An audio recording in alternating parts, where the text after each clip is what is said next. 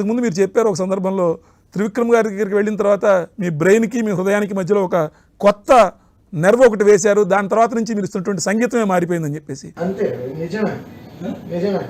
మీరు సద్గురు దగ్గరికి వెళ్తారు, పీస్ కోరుకుంటూ వెళ్తారు, ఏదో మీకు కొన్ని మంది కొన్ని మారుస్తారు. ఓ 1% విల్ చేంజ్.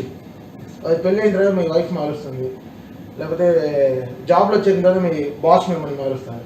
అలా Trivikram sir was like a major change in my life. It was like a major change. అంటే ఈ made me understood what the cinema other side is. నేను సినిమా ముందు ఉండేవాడిని, ఆయన తర్వాత సినిమా వెనక్కి వెళ్ళాను, వెనకాల నుంచి చూస్తున్నాను. ఇప్పుడు మరి శంకర్ గారి దగ్గరికి వెళ్ళిన తర్వాత ఇప్పుడు మీ కొత్త సంగీతం ఎలా ఉండబోతుంది? ఇంకో కొత్త నర్వ్ ఏమన్నా వేస్తున్నారు ఆయన?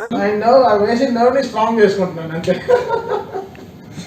అప్పుడు 20 years ఫాస్ట్గా ఉన్నారు ఆయన, ఇప్పుడు 30 years ఫాస్ట్గా ఉన్నారు. 30 ఏళ్ళ ముందర టైం ల్యాప్ వేసుకుని ఉన్నారు ఆయన అంతే. సో నేను పట్టుకుంటున్నాం అంతే, జస్ట్ గోయింగ్ క్యాచింగ్. లేకపోతే ఇంత అడ్వాన్స్ థింకింగ్ అసలు ఛాన్సే లేదు. ఆయన రాకెట్లో వెళ్ళిపోయి ఆల్రెడీ ఎర్త్ని స్పేస్ నుంచి చూస్తున్నాడు ఆయన. ఇలా చూడట్లేదు ఆయన, వేరేలా చూస్తున్నాడు ఆయన. So is kind of thinking is very big. So we study. So ఆ 1 year నేను శంకర్ గారు నేర్చుకుంటే నాకు ఈరోజు హెల్ప్ అవుతుంది. వాయిస్ అప్పుడు ఆయన నేర్చుకుంటూ I'm able to know the size of